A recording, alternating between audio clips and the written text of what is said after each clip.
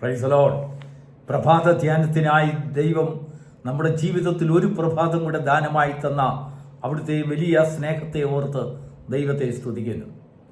ധ്യാനത്തിനായി തിരുവചനത്തിൽ നിന്നും ഒരു വേദഭാഗം വായിക്കാം. യോഹന്നാന്റെ സുവിശേഷം 4-ാം അധ്യായം 29-ാം വാക്യം.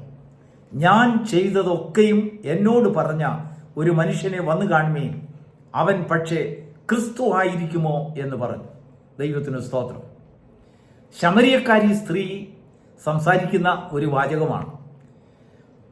യേശുവുമായിട്ട് അവൾ അല്പനേരം സംസാരിച്ചതിന് ശേഷം അവളുടെ ജീവിതത്തിൽ വന്നതായ ഒരു വ്യതിയാനം, അവളെ അത്ഭുതപ്പെടുത്തിയതായ ഒരു വിഷയം അവിടെ ചർച്ചക്കാരോടും പട്ടണ നിവാസികളോടും ദേശക്കാരോടും സ്വന്തക്കാരോടും അയൽവക്കക്കാരോടും പറയാതിരിക്കാൻ അവൾക്ക് വയ്യ. യേശുവിനോട് സംസാരിച്ചതിന് ശേഷം അവൾ ആ പട്ടണത്തിലേക്ക് ഓടി.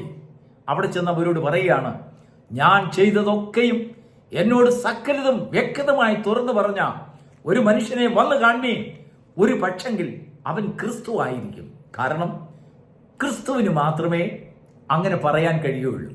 വേറൊരുവന്റെ ഹൃദയത്തെ ശോധന ചെയ്ത് ആ ഹൃദയത്തിലുള്ള രഹസ്യങ്ങളെ, അവരുടെ ജീവിതത്തിലെ ഓരോ പകുതികളെയും തിരിച്ചറിയുവാൻ ക്രിസ്തുവിനല്ലാതെ വേറെ ഒരു മനുഷ്യർക്കും ഒരു ടെക്നോളജിക്കും കഴിയുകയില്ല. ദൈവത്തിൻ്റെ പരിശുദ്ധ നാമം മഹത്വപ്പെടുമാറാകട്ടെ. നോക്കൂ, ആ ക്രിസ്തുവിനെ കുറിച്ചുള്ളതായ ഒരു സാക്ഷ്യം ആ ശമരിയ പട്ടണത്തിൽ എത്തിയപ്പോൾ, അതേ അധ്യായത്തിന്റെ 39-ാം വാക്യത്തിൽ, ഞാൻ ചെയ്തതൊക്കെയും അവൻ എന്നോട് പറഞ്ഞു എന്ന് സ്ത്രീ സാക്ഷ്യം പറഞ്ഞ വാക്ക് നിമിത്തം ആ പട്ടണത്തിലെ ശമര്യരും അവനിൽ വിശ്വസിച്ചു. അതിനുശേഷം 40-ാം വാക്യത്തിൽ ആ ശമരിയ ദേശം മുഴുവനും യേശുവിന്റെ അടുത്ത് ചെന്ന് അവനോട് പറയുകയാണ്, പ്ലീസ് ഞങ്ങളോടുകൂടെ പാർക്കണം. സാധാരണ നമ്മുടെ ജീവിതത്തിൽ നമ്മൾ ചെയ്തിട്ടുള്ളതായ രഹസ്യങ്ങൾ, ജീവിത രഹസ്യങ്ങൾ, ജീവിത പാപങ്ങളും കുറവുകളും നന്മകളും തിന്മകളും എല്ലാം നമ്മളോട് വിളിച്ചു പറയുന്ന ഒരു മനുഷ്യനെ നമ്മൾ നമ്മുടെ വീട്ടിൽ പാർപ്പിക്കുമോ? ഇല്ല. നമുക്ക് കാണാൻ പോലും നമ്മൾ ആഗ്രഹിക്കില്ല.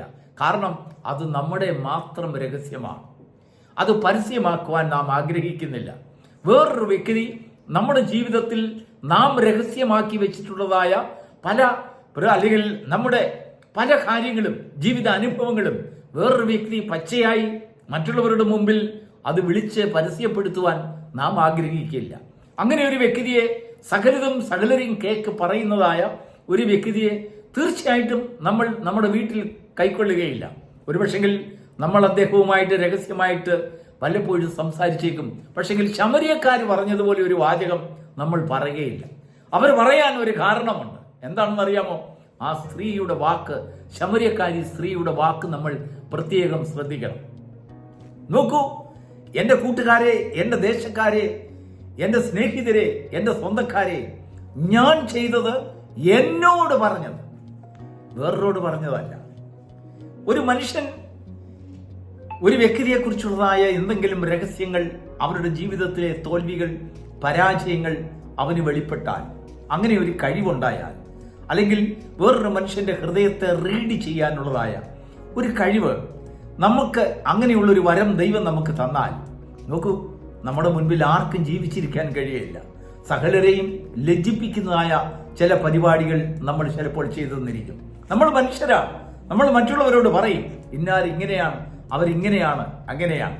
എന്നാൽ ക്രിസ്തുവിനെ സംബന്ധിച്ചിടത്തോളം ഒരു വിശേഷ സ്വഭാവം ശമരിയക്കാരി സ്ത്രീ കണ്ടുപിടിച്ചു. നോക്കൂ, ഞാൻ ചെയ്തതിനെ, എൻ്റെ പ്രവൃത്തികളെ എന്നോട് മാത്രം തുറന്നു പറഞ്ഞു. ശിഷ്യന്മാർ കർത്താവിന്റെ അടുത്ത് വരുന്നതിന് മുൻപ്, മറ്റുള്ള മനുഷ്യർ വരുന്നതിന് മുൻപ്, ആ ശമരിയക്കാരി സ്ത്രീയോട് കർത്താവ് അവളുടെ ഹൃദയത്തിൽ അവളുടെ പ്രവൃത്തികളെ കുറിച്ചെല്ലാം നല്ല ഒരു വിവരണം അവളുടെ കയ്യിൽ കൊടുത്തു. അതിനുശേഷം അവൾക്ക് മാനസാന്തരപ്പെടുവാനുള്ള ഒരവസരം കർത്താവ് കൊടുത്തു.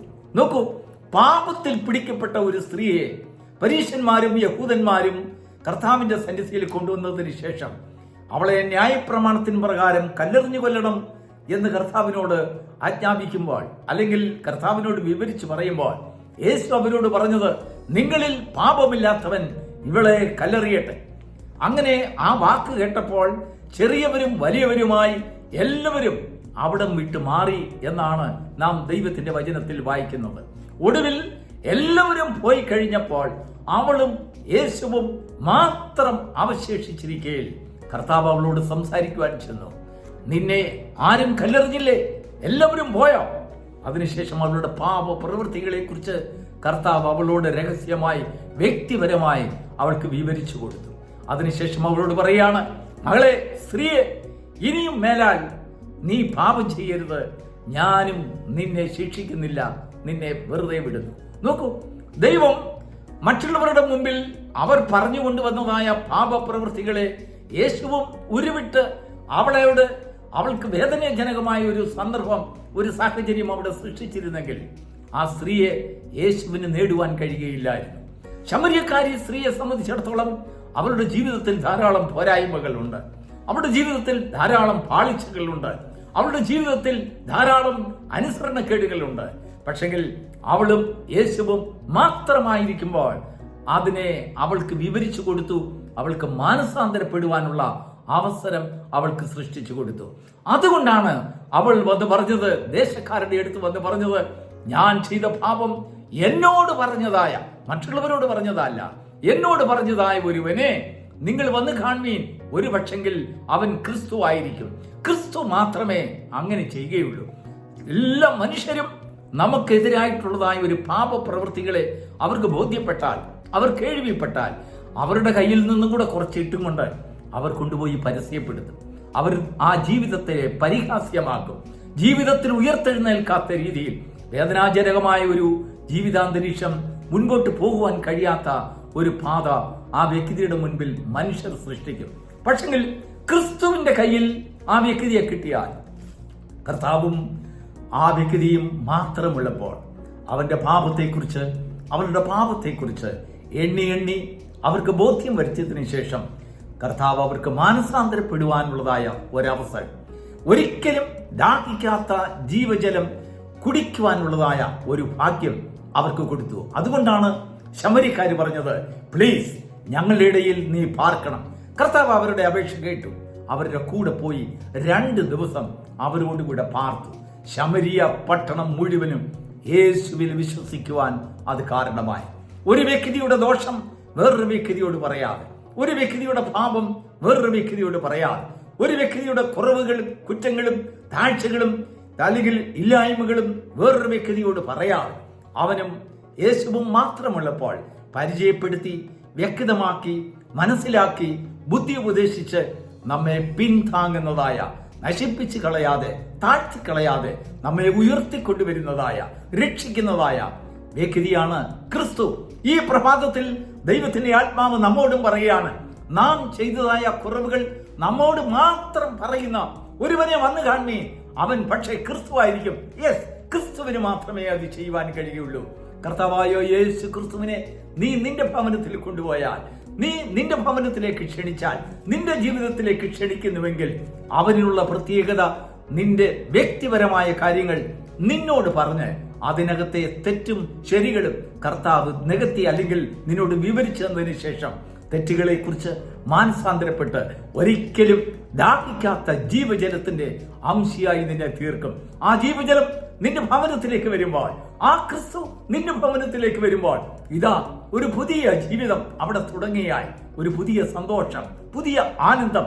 എത്ര പ്രയാസങ്ങളുണ്ടെങ്കിലും, എത്ര ഭാരങ്ങളുണ്ടെങ്കിലും നിനക്ക് എപ്പോഴും നിന്റെ വിഷയങ്ങൾ തുറന്നു പറയാവുന്നതായ, സമ്മതിക്കാവുന്നതായ, ഏത് സമയത്തും നിന്റെ ഭവനത്തിലേക്ക് ക്ഷണിക്കാവുന്നതായ വിശ്വസ്തനായ ഒരു പുരുഷൻ ക്രിസ്തു, കർത്താവായ യേശു ക്രിസ്തു.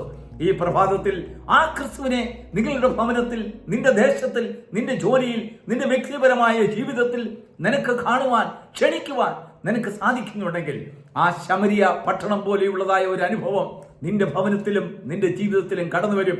ശമരിയ പട്ടണം മുഴുവനും ക്രിസ്തുവിൽ വിശ്വസിക്കുവാൻ അത് കാരണമായി. നീ വിളിച്ചാൽ നീ ശമരിയനായതുകൊണ്ട് കർത്താവ് നിരസിക്കുകയില്ല, ആ ക്ഷണം സ്വീകരിക്കില്ല. നിന്റെ കൂടെ വരും, നിന്റെ കൂടെ താമസിക്കും, നിനക്ക് ബുദ്ധി ഉപദേശിക്കും. നിന്നെ ആ യേശു താങ്ങും, സഹായിക്കും, സൗഖ്യമാക്കും. നിനക്കില്ലാത്ത ഒരു സമാധാനം, ജീവിതത്തിൽ ഒരു സ്വസ്ഥത അല്ലെങ്കിൽ ജീവിതത്തിൽ ഒരു ക്രമീകരണം നിനക്ക് തരുന്നതിനിടയായി തീരും. അതത്ര മഹത്വകരമാണ്. ആ യേശുവിന്റെ സമാധാനം നിന്റെ ജീവിതത്തിലേക്ക് കടന്നു വരുമാറാകട്ടെ. God bless you.